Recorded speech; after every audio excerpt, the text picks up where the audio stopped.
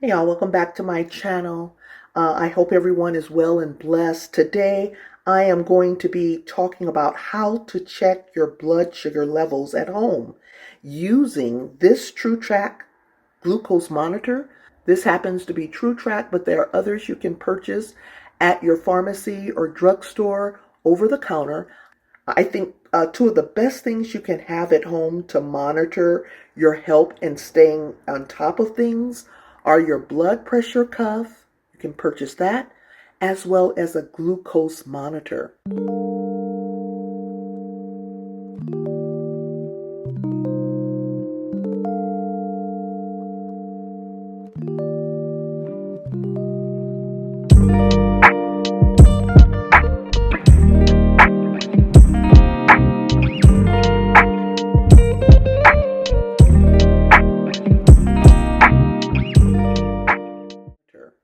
And so now, whether you have diabetes or just want to keep an eye on your health, knowing your blood sugar levels is a simple but essential step for staying on top of your well-being. So, just a little bit of background and why I'm doing this is because I have changed my diet and I'm integrating more fruit in my diet. Now, there are many individuals who consider themselves fruitarians. They eat nothing but fruit and they are living and surviving. And they're saying, in modern research that everything that we need as far as the nutrients that go into our cells that we need to develop and be healthy is found in fruit. Now, I'm not going fruitarian because I like meat too much. I'm not going vegetarian because, like I said, I like meat and I like certain types of foods like eggs and cheese that are derived from meat. So I would never become a full fruitarian, but I am integrating more fruit in my diet. And I'm finding that I have more energy, more hydrated, and I don't find myself having a need to drink a lot of water, where they're saying when you drink so much water, uh, it's actually causing dehydration versus hydration. And so that's a whole nother discussion when it comes to osmosis and the cells and how fluid enters in and out of the cell. It's a whole nother discussion there. But there are a lot of individuals out there who are doing research that's outside traditional medicine, and they're finding some very interesting facts when it comes to fruit. Well, this brings me to why I am doing this video today. I'm integrating more fruit in my diet, and in doing so, I have been checking my blood sugars. Now, I'm not diabetic, haven't been diagnosed with diabetes, but checking blood sugars and keeping on track with my blood pressure is very important because this runs in my family. In the Black community, hypertension and diabetes are two of the most common chronic illnesses that kill us. And so these are things that we need to stay on top of. So it's very important to monitor when you're at home, and it's okay to do so. If you're under a doctor's care, check with the doctor. If you have a certain type of healthcare insurance, you may be able to get your blood pressure cuff and glucose monitor under your healthcare benefit for free. So make sure you check it out. And today I'm just going to go over the steps of how to check your sugar levels using a glucose monitor. This is TrueTrack, but you can use any others. This video is not being sponsored by TrueTrack. This just happens to be the glucose monitor that I use at home. So let's get into this. So first, let's quickly go over why checking your blood sugar levels is so important. Your blood sugar or glucose provides energy for your cells, but too much of too little can be harmful. High blood sugar can lead to long-term complications like nerve damage, kidney problems, or heart disease. Now, on the flip side, low blood sugar can cause symptoms like dizziness, confusion, or even fainting. So regularly monitoring your levels helps you take control of your health. There are a few different ways to monitor your blood sugar. Now, doctors may prescribe continuous glucose monitors or CGMs for real-time tracking. But for today, we're focusing on the at-home monitors like this TrueTrack meter. These are simple, affordable, and give you accurate readings right at home. Now let's get into how to actually use it. Now, the first step you want to do is wash your hands. Now this is so important. You want to make sure you remove any dirt, oils, or food residue from your fingers because they can affect your reading.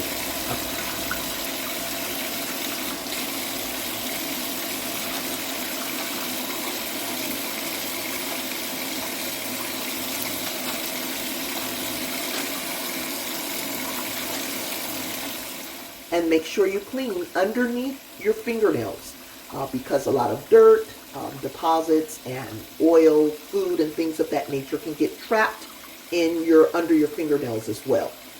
Now you use soap and water, and there's no need for alcohol wipes on the area where you're going to prick the needle. You can use soap and water. Now I actually prefer soap over alcohol, because alcohol can leave a residue that can skew the results of your check.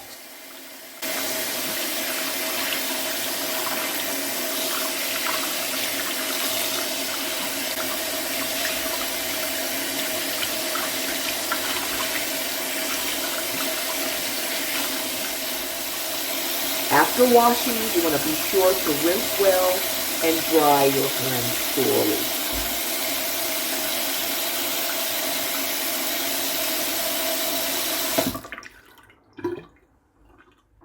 Okay, so this is your monitor. These are your test strips. And these are your lancets. This is what you're going to prick your finger with. You can use different ones. I have different ones in my packet. This is an old one we used to use in the hospitals. This is another brand. This is not a TrueTrack brand, but you can use different brands of lancets, but doesn't really matter. But your test strips must work accordingly with your glucose monitor. And then you're going to have your projector that you're going to insert your lancets in, okay? And now here's something cool. The test strips come with a lot number. And if you look on the back of your test strips, you're going to have a lot number there. Now, this is because it's important that the lot number matches with your test strip you're using. And this helps to ensure the accuracy of your reading, as the strips have slight variations from batch to batch. So when you receive your test strips, you're also going to receive a little cartridge, almost looks like a memory card here. And this is what's going to go on the side of your glucose monitor. This little card here, like a little memory card thing here. And this is what's going to go on the side of your monitor. So every monitor has that. Just know that this goes along with your test strips. And based on the lot number and everything, this assures the accuracy of your reading. So you can't just use any strip in any, you just can't use any strip to go with your glucose monitor. So this is how you set it up. So these are your strips. When you take them out, be careful when you're getting them. You want to get them out and you don't want to touch on the ends of the strip. Did you see how I have it there? I'll reposition it a bit. You see you have an end here where your blood drip is going to go, and then you have the insert where you're going to insert into your glucose monitor. You want to avoid touching both. If you can, and then you just take the end and slide that into your glucose monitor. Since I've already washed my hands are nice and clean, I have been manipulating a few things here. So what I'm going to do is just going to take some hot water and just kind of wipe on the area where I'm going to do the prick. And where you do the prick is on the tip of your finger, right on the side. So like kind of like where I'm pointing to, right on the tip of the side of your finger. Any finger will do. Okay, so I just let the water dry off. And you don't want to, when you're regularly checking, like if you're checking all day, kind of similar to what I'm doing, or if you're diabetic and have to check prior to taking meds or anything like that, or insulin, you're going to want to alternate between fingers. Like this time I'm going to use this finger, and maybe next time I might use another hand and use another finger and another finger. So alternate between fingers.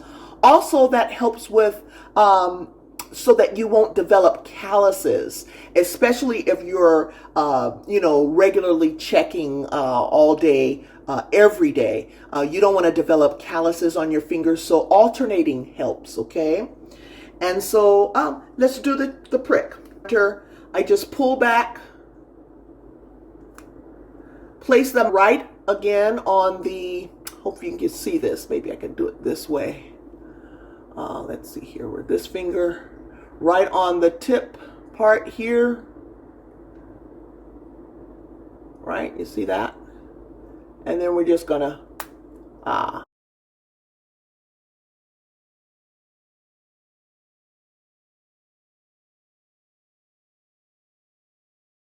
there you go. And yes, you feel that. I place a little paper towel there, and then we're just gonna place our fingers under there, and we're gonna get a droplet. Droplet number 1. I do 2. You don't have to do 2. Protocols at the hospitals are only 1, but I do 2. So that's 1 droplet. I'm gonna place that over here because I don't want that blood on the video. And then we're gonna do another squeeze. Droplet there. I don't want to disgust anyone with blood on the screen. The ends, placing that into the monitor. Hopefully you can see that clearly. I'm not looking into the camera. You'll see the monitor turn on. You'll see the strip blinking.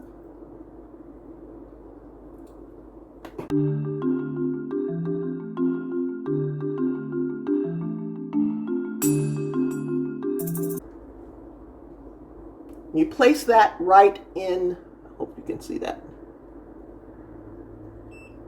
There. And so it's registering. I'm going to put it down. Now, if you're on a lot of blood thinners or things like that, you're going to have a lot of blood dripping. So this is important to keep your paper towel near. Okay. And so we're here at 107. 107. That's my peak blood sugar level after 2 hours of eating a large fruit bowl. Now I'm going to keep watching that to make sure it doesn't rise higher or get any lower.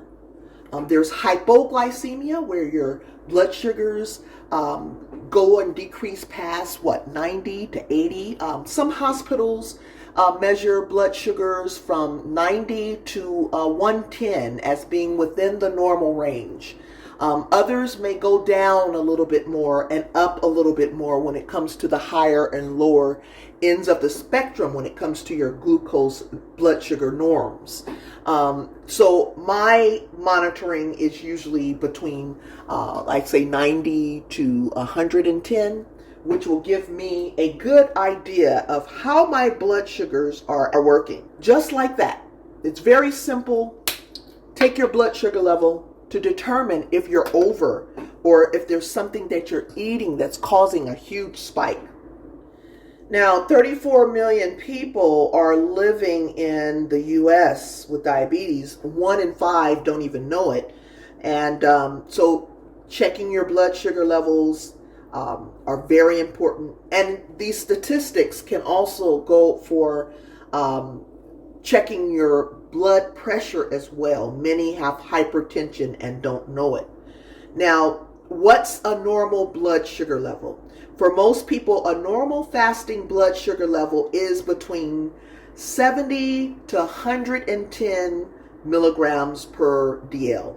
If your reading is over 180 milligrams 2 hours after eating, or under 70, So it could be high over 180, which is why I was checking my blood sugar after I ate that big bowl of fruit 2 hours ago. It could have either spiked up or went down when you're having deficiencies in your pancreas and with your enzymes and your insulin and things that help to metabolize your sugars. If your reading is over 180 after 2 hours of eating or under 70, it's a good idea to call your doctor or visit the urgent care. So you always want to listen to your body. So regularly checking your blood sugar at home can make a huge difference in managing your health. Now, if you found this video helpful, be sure to like, comment, and subscribe, and make sure you tune in to other videos that I have as well. I want to make sure that you take care of yourself. We all need to take care of ourselves in these last days. Now, remember, folks, taking control of your health is easier than ever. So I'm glad to be able to give this tutorial to you. Thanks for stopping by. I will see you next time, and God bless.